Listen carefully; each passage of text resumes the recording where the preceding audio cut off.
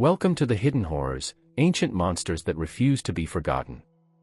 In today's video, we'll uncover the terrifying creatures from mythology and ancient folklore that have lurked in the shadows of history for centuries. From the monstrous serpents of Norse mythology to the fearsome beasts of Mesopotamian legend, these creatures have been whispered about through generations. But even in modern times, their dark influence continues to haunt our nightmares. So, if you're ready to explore the chilling tales that time couldn't erase, grab a seat and prepare for a journey into the world of ancient horrors. Kamisats, the death bat.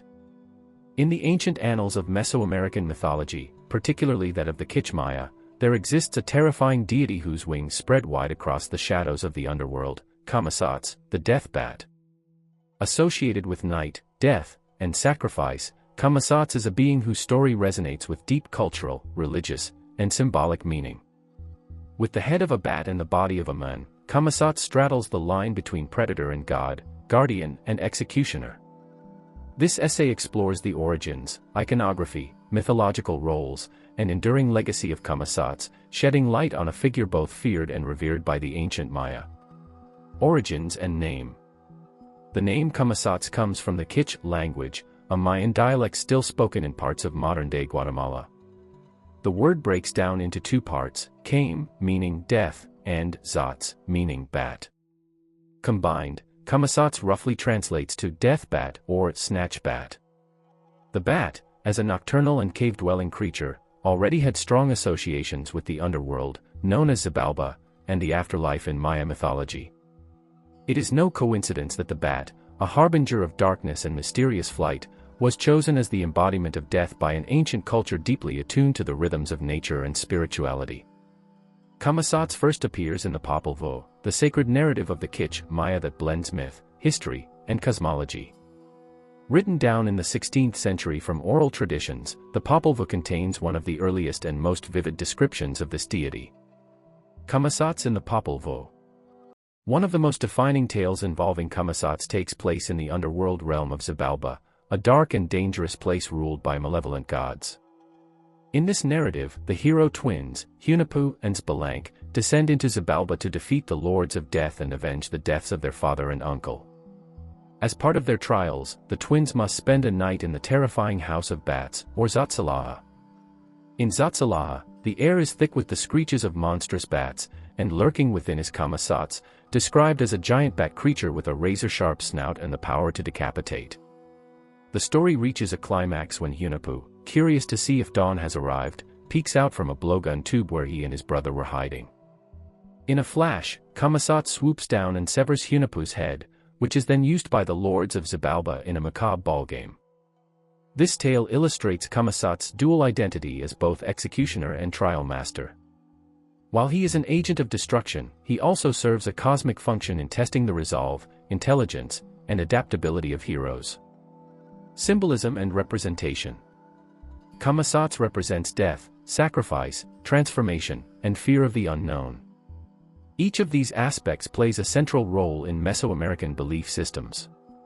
1. Death and sacrifice. The Maya were not strangers to death, rather, they saw it as a vital part of the cosmic cycle.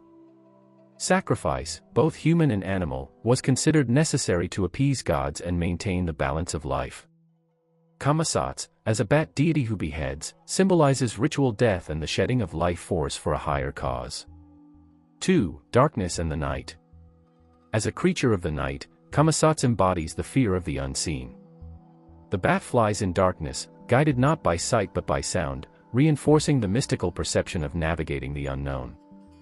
For the Maya, night wasn't just a time of rest but a portal to the spiritual world, when Xibalba was closest. 3. Transformation. Bats are creatures that hang upside down, sleep during the day, and possess the ability to fly without wings like birds. These unusual traits made bats liminal creatures, existing on the threshold of transformation, just as death was seen as a passage to another state of being. Archaeological evidence and iconography. Kamisats is not merely a literary figure, his image appears in Maya and other Mesoamerican art. Depictions have been found on pottery, cave walls, and in glyphic writing, portraying him with a humanoid body, large wings, a bat's face with sharp teeth, and claws. Often, he is adorned with jewelry or skulls, signifying both his divinity and his association with the dead. Interestingly, similar bat-like deities or spirits exist in Zapotec and Aztec cultures, indicating a shared reverence or fear of bat-like figures. The Zapotecs, for instance, worshipped a god known as Zots, and the Aztecs also recognized bat spirits in their pantheon. Some researchers have even speculated that these depictions could have been inspired by real animals, such as the vampire bat, Desmodus rotundus, or extinct large bats like the Desmodus draculae, which could have appeared terrifying enough to fuel myth. Cultural context and beliefs. The Maya worldview was one of duality, life and death, day and night, order and chaos. Kamasa's exemplifies this balance. While he is a symbol of terror, he is not evil in the Western sense. He is part of the natural order, a necessary guardian of boundaries that humans must confront in their spiritual journey. The underworld, Xibalba, wasn't seen as a place of punishment, but rather a realm of trials. To navigate it successfully was a form of spiritual advancement. Kamasa's role in beheading Hunahpu, therefore, was less about cruelty and more about transformation and the stripping away of ego, a symbolic death on the path to enlightenment or rebirth. Modern interpretations and popular culture. Though Kamasa's fell into obscurity with the decline of the Maya civilization and the colonization of Mesoamerica, he has enjoyed a resurgence in modern times, both in academic circles and popular media. 1. Comics and fiction. Kamasa's was notably adapted into a DC Comics character as a member of the Gods of the Dark Multiverse, appearing as a terrifying bat god that inspired a version of Batman in an alternate universe. This use of Kamasa's merges the mythological with the contemporary, showing how ancient symbols can still resonate with modern fears and archetypes. 2. Art and culture. In 2014, Mexican artist Guillermo del Toro, in collaboration with Warner Brothers, showcased a new rendition of Kamasa's as part of an exhibition celebrating Day of the Dead. The figure was portrayed as a majestic but fearsome being, merging Maya aesthetics with modern fantasy design. 3. Academic reappraisal. Scholars have taken a renewed interest in Kamasa's, especially in discussions of pre-Columbian religion, comparative mythology, and cultural symbolism. The deity has become a subject of academic fascination for how it ties myth, animal behavior, and cultural fear into a singular entity. Psychological and archetypal significance. Beyond its cultural context, Kamasa's can be interpreted through a Jungian or archetypal lens. As a shadow figure, he represents the darker aspects of the psyche, death, fear, violence, that must be integrated rather than suppressed. The hero twins' encounter with Kamasa's can be seen as a confrontation with the unconscious, with the bat representing the terror that lies in the self. From this angle, Kamasa's is not simply a god to be feared, but a necessary gatekeeper of transformation. The decapitation of Hunahpu is a metaphor for the removal of the ego or identity, a moment of ego death that allows for spiritual rebirth. Xbalank's survival and the subsequent resurrection of Hunahpu reinforce this cycle of death and renewal. Kamasa's in the 21st century. In an era increasingly fascinated with death, monsters, and mythology, Kamasa's finds renewed relevance. As we face ecological crises, pandemics, and social upheaval, the bat, as a symbol, has taken on new dimensions. Bats have been both vilified and protected, their role in ecosystems re-evaluated. In the myth of Kamasa's, we see this tension play out, a creature that is both feared and sacred. Furthermore, indigenous myths like that of Kamasa's challenge Western conceptions of good and evil. They provide a more holistic view of existence, where destruction is not always negative but part of a greater balance. Kamasa's, then, becomes not just a symbol of death, but of acceptance, integration, and the profound cycles of life. Kamasa's, the death bat, is far more than a monstrous being from an ancient myth. He is a symbol of transformation, sacrifice, and the mysteries that lie beyond human understanding. His story, rooted in Maya tradition and immortalized in the Popol Vuh, continues to echo across centuries, reminding us that every trial, no matter how terrifying, has the potential to lead us into rebirth. From the shadows of Xibalba to the pages of comics and the imaginations of artists, Kamasa's lives on. Not merely as a figure of fear, but as a testament to the power of myth, the wisdom of ancient cultures, and the enduring dance between darkness and light. The Naklavi, skinless horsemen of the sea. In the bleak and storm-racked folklore of the Orkney Islands, nestled north of mainland Scotland, there exists a creature so terrifying, so grotesque, that it has haunted the imagination of locals for centuries. Known as the Nuchlavi, this mythological monster is unlike any other in Celtic or Norse legend, a skinless, part-man, part-horse demon from the sea, driven by malice and plague, whose very presence corrupts the land. The Nuchlavi isn't just a monster, it is an embodiment of fear, famine, disease, and the rage of nature unleashed. It represents the hostile, untamable force of the sea and the horrors that wash ashore when nature turns against humanity. With its horrific appearance and malevolent spirit, the Nuchlavi stands as one of the most disturbing creatures in European mythology. Origins in Orkney folklore. The name Nuchlavi likely derives from the Arcadian dialect of Scots, possibly rooted in the Old Norse influence on the islands. Nuchlavi may come from Nugelvi or Nuggle, related to water spirits, and Navi or Navihest, meaning horse of the sea. Though its linguistic roots are speculative, its mythological roots run deep in the traditions of the Northern Isles. The Orkney Islands, historically influenced by both Celtic and Norse settlers, developed a unique blend of folklore. Sea deities, trolls, and water horses, like the Kelpie, mingled with local tales, creating a richly layered tradition of supernatural beings. Among these, the Nuchlavi reigns supreme in horror. Unlike most mythical beasts with complex motivations, the Nuchlavi exists to destroy. It is a force of death and decay, an unholy crossbreed between sea spirit and apocalyptic monster, with no purpose other than to torment the living. A monstrous form, what does the Nuchlavi look like? Descriptions of the Nuchlavi are horrifyingly vivid.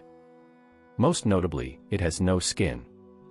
Its exposed muscles, sinews, and pulsating veins are described as yellow and black, twitching beneath a glistening, raw surface.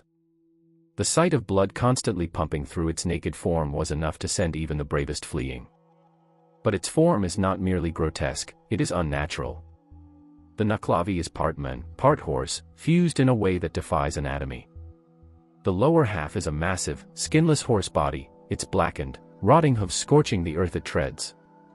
Growing out of the horse's back is a torso, a man-like upper body grotesquely stretched with unnaturally long arms, so long they can touch the ground while mounted.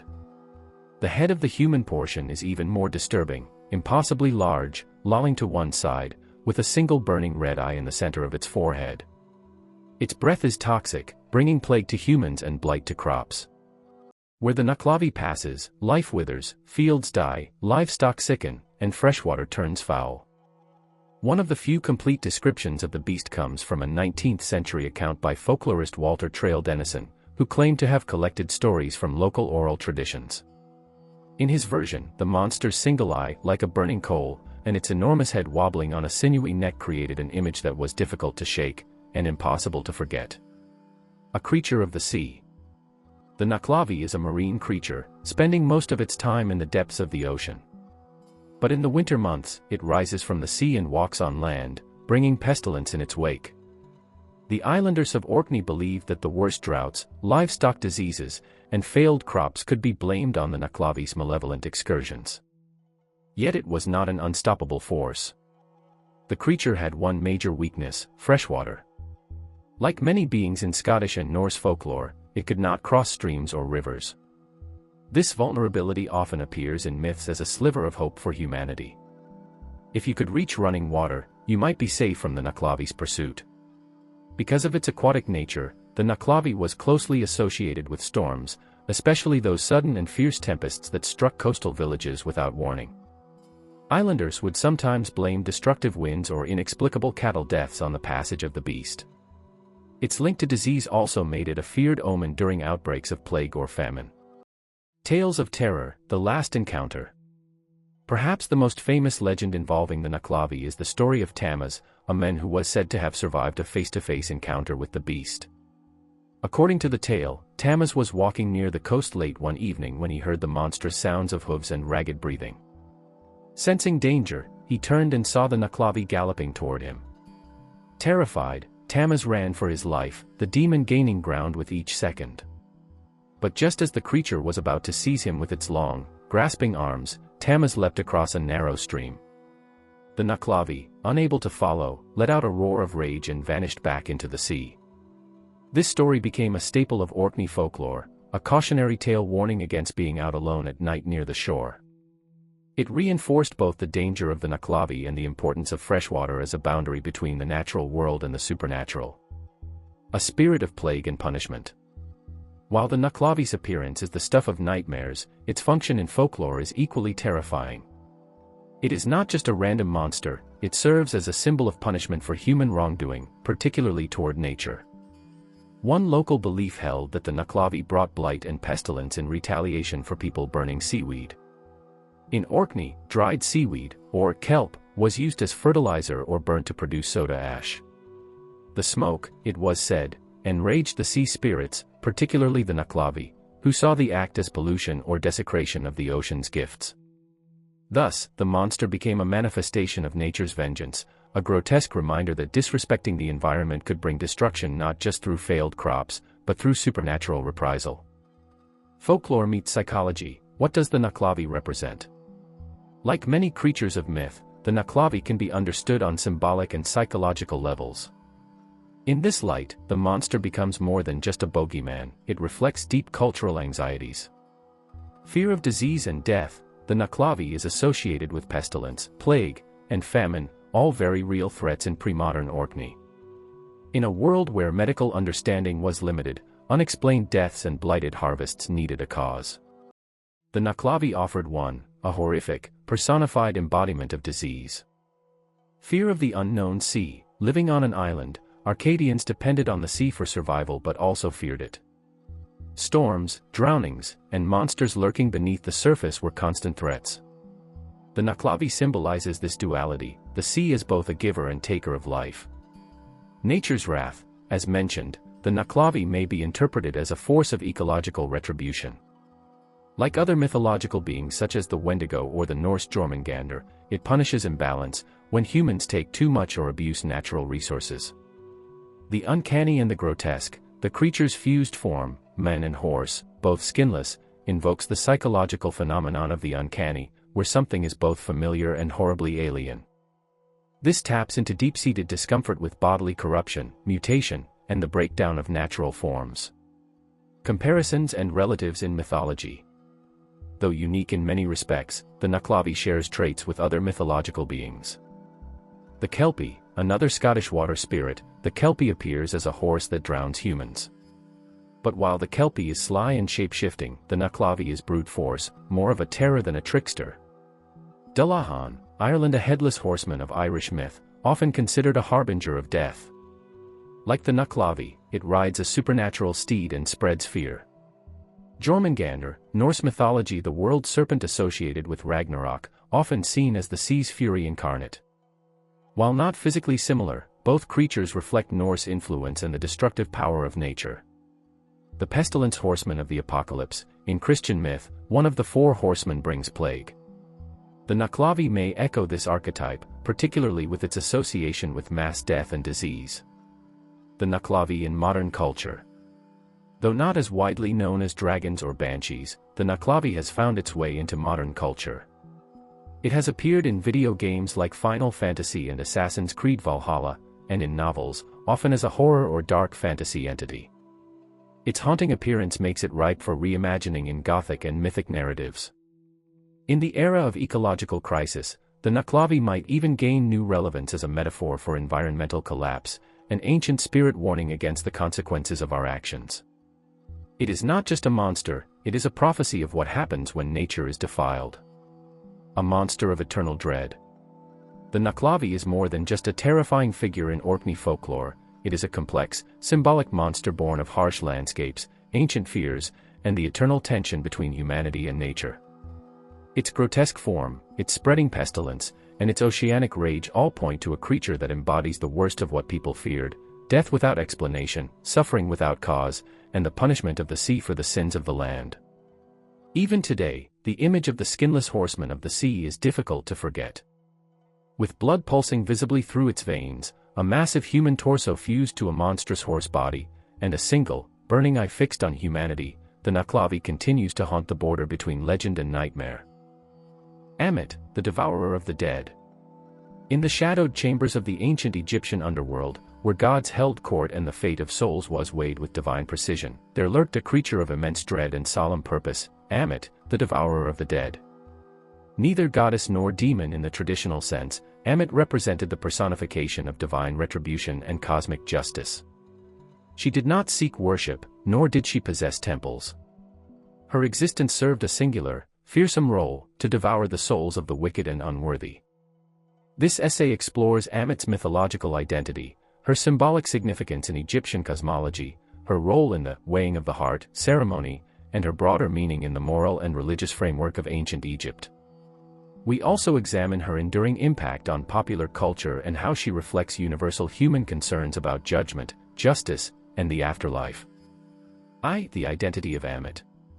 Ammit, also spelled Ammit or Ahimate, was a chimeric figure in ancient Egyptian mythology, depicted as a hybrid of three deadly animals, the head of a crocodile, the forequarters of a lion, and the hindquarters of a hippopotamus, the three largest and most feared man-eating animals known to Egyptians. Each component of her body was carefully chosen to represent power, ferocity, and death. Though not counted among the core pantheon of Egyptian deities, Ammit was a significant part of the Egyptian Book of the Dead, a funerary text that guided souls through the afterlife, and the larger theology surrounding Ma'at, the concept of truth, balance, and order. Her name, Ammit, translates to devourer or she who swallows the dead, which succinctly encapsulates her purpose, to destroy the souls that failed the moral test of the afterlife. Importantly, Ammit did not hunt souls. She did not seek out sinners. She existed as a final consequence, an instrument of divine justice, not vengeance. 2. The weighing of the heart. The most pivotal moment in the journey of the deceased through the Duat, the Egyptian underworld, was the weighing of the heart ceremony, which determined a person's fate in the afterlife. In this ritual, the god Anubis, the jackal-headed guardian of the dead, placed the heart of the deceased on one side of a scale. On the other side lay the feather of Ma'at, a symbol of truth and justice. If the heart, believed to be the seat of a person's soul and moral essence, was lighter than or equal in weight to the feather, the soul was deemed righteous. The deceased would be allowed to proceed to the field of reeds, a heavenly paradise. However, if the heart was found to be heavier due to sin, guilt, or untruth, Ammit was summoned to carry out her grim duty. She would consume the heart whole, annihilating the soul completely. This was not merely a physical death, but a spiritual obliteration, known as the second death, the soul's total erasure from existence. In contrast to religions that offer eternal punishment for sin, ancient Egyptians feared the second death far more than torment. It meant no legacy, no memory, and no afterlife, a fate worse than any hell. 3. Symbolism and moral significance. Ammit's terrifying role was a vital part of Egypt's moral and theological system. She embodied the natural consequences of living a life contrary to Ma'at, the divine order of the universe. In this sense, Ammit was not malevolent. She did not punish unjustly. Rather, she enforced the balance that Ma'at required. Her presence reminded the living that their actions carried weight beyond the grave. Morality was not abstract, it had consequences that extended into eternity. The Egyptians did not conceptualize guilt or virtue as invisible spiritual qualities. Instead, the weight of the heart was literally increased by wrongdoing, lies, betrayal, greed, cruelty. Therefore, a life of balance, truthfulness, and kindness led to a lighter heart, and thus, salvation. Ammit, in this framework, was more than a monstrous eater of souls. She was a cosmic safeguard, preventing the impure from entering paradise and ensuring that only those who upheld Ma'at would be rewarded. 4. Comparison with other mythological figures. Ammit finds parallels in other cultural mythologies that personify judgment and punishment. In Christian tradition, souls are judged and sent to heaven or hell based on their deeds. Similarly, the Greek myth of Cerberus, the three-headed dog guarding the underworld, echoes Ammit's role as a boundary keeper between the living and the dead. However, unlike Christian devils or Greek underworld monsters, Ammit did not take pleasure in destruction. She was not evil, nor did she tempt mortals into wrongdoing. Her role was entirely reactive, contingent upon the moral failures of others. Interestingly, unlike most Egyptian gods and goddesses who were worshipped and petitioned, Ammit was never venerated. Egyptians did not offer prayers to her. there were no priests or temples in her name. This was likely because invoking Ammit meant failure. She was the antithesis of hope, a figure whose appearance meant the soul was lost. Visual representation and artistic depictions. In ancient Egyptian art, Ammit is typically shown seated beside the scales of justice in the Hall of Two Truths, often with her jaws wide open, ready to consume the heart of the condemned. Artists emphasized her monstrous form, highlighting the ferocity of each animal component. Her crocodile head represented the power of the Nile and sudden death. The lion's body symbolized strength and predation. The hippopotamus haunches added further dread, as hippos were known to be highly aggressive and dangerous in ancient Egypt. Together, this amalgam of animals made Ammit an ultimate predator, not of flesh, but of spirit. Her posture was always alert, her eyes fixed on the scale, never acting until judgment was passed. This depiction was not just to frighten the dead, but to warn the living. It was a visual reinforcement of the principle that truth and moral purity were the only paths to eternal life. 6. Role in Egyptian religion and society. Ammit's myth reflects the Egyptian worldview, which revolved around the preservation of harmony and balance. Every action, personal, social, or political, was measured against the standard of Ma'at. Even pharaohs, who were considered divine, were not exempt from judgment. They too faced the weighing of the heart upon death. This universality made Ammit a critical symbol of egalitarian moral accountability in Egyptian cosmology. The concept of judgment by weight, literal and symbolic, reinforced the idea that one could not lie their way into the afterlife. In life, people might deceive others, but in death, their heart revealed the truth. And Ammit was waiting. 7. Absence of worship and temples. Ammit's unique status as an unworshipped figure is telling. In a culture where gods were deeply integrated into daily life, her exclusion from temple rites and cults illustrates her feared role. She was not to be praised or placated. Her purpose was singular and absolute, the erasure of the unworthy. Some scholars interpret this as a theological statement, that there is no redemption after judgment, no second chances. Once the heart was found wanting, not even the gods could intervene. Ammit was the final authority, the last stop before oblivion. 8. Influence on popular culture. Modern interpretations of Ammit have transformed her into a compelling figure in literature, film, and television. She has appeared in novels, comic books, and most recently in the Marvel series Moon Knight, where she is reimagined as a more active force of preemptive justice. While these portrayals take creative liberties, they reflect the enduring fascination with Ammit's role as the ultimate moral judge. In an age where justice can feel elusive, her myth resonates as a stark, unambiguous system of cosmic accountability. Her hybrid form, once terrifying, now inspires metaphors for balance, duality, and the blending of fearsome forces to guard moral integrity. 9. Philosophical and psychological interpretation. On a deeper level, Ammit can be viewed as an archetype of consequence, a psychological symbol for the inner fear of being judged, found lacking, and erased. She represents the inner voice that warns us of our wrongdoing, the weight on the conscience. In a sense, every culture has its Ammit, a manifestation of fear, consequence, or karma. She is a reminder that while forgiveness is possible in life, some deeds have lasting effects. This aligns with modern understandings of accountability, where integrity is weighed not by public opinion, but by the private truth we carry within. Ammit, the devourer of the dead, was more than a mythical monster in ancient Egyptian lore. She was the guardian of moral order, the enforcer of truth, and the embodiment of final consequence.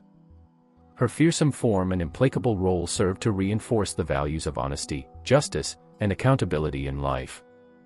Though never worshipped, she held a powerful place in the spiritual imagination of ancient Egypt, serving as the last threshold between life and eternal bliss, or utter destruction. Her legacy lives on, not only in museum depictions and papyrus scrolls but in our enduring concern with how our actions are judged, by others, by the universe, and by ourselves. In a world still wrestling with questions of justice and redemption, Ammit remains a compelling reminder, in the end, only truth can tip the scales in our favor. Thanks for watching The Hidden Horrors, ancient monsters that refuse to be forgotten. We hope you enjoyed this terrifying journey through time, uncovering the creatures that still haunt our imaginations. If you found these ancient monsters as chilling as we did, don't forget to like, subscribe, and hit the bell icon to stay updated on more spine-tingling tales from the past. Share your thoughts in the comments. Do you think any of these creatures might still be out there, hiding in the dark corners of the world? Until next time, keep your eyes wide open and your nightmares close.